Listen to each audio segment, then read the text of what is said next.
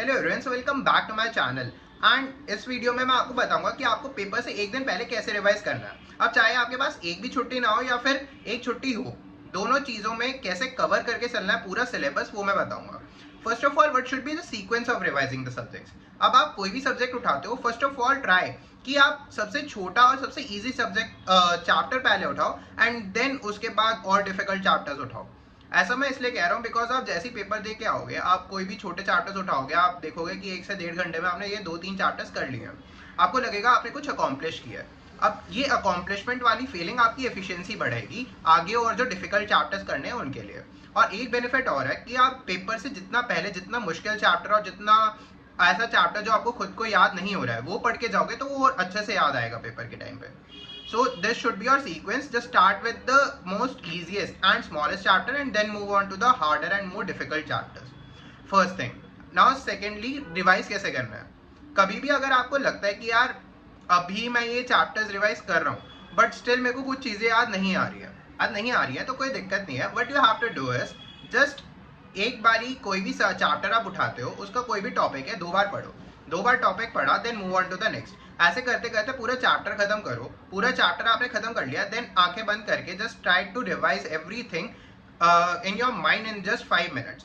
पूरे 5 मिनट में अगर आपको अच्छे से याद आ रहा है then it's more than good, but अगर नहीं याद आ रहा है तो भी कोई दिक्कत नहीं है। Just take an overall look of the chapter, पूरा चैप्टर का ऊपर से देख के then move on to the next. Trust में आपको सब कुछ याद आएगा।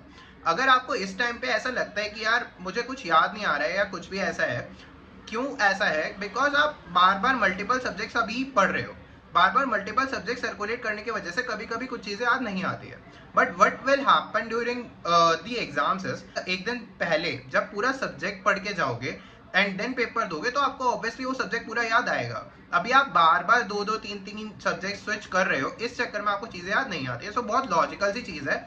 आपको इस बात की टेंशन नहीं लेनी है कि कुछ याद नहीं आ रहा है। Just try to cover the content as much as possible right now, ठीक है। एंड सेकेंडली, अब ये लास्ट चीज़ है, क्या क्या आपको क्वेश्चन कैसे पढ़ने हैं। क्वेश्चन पढ़ने में आप बहुत टाइम बचा सकते हो और राइट कंक्लूजन तक पहुंच सकते हो इस तरीके से।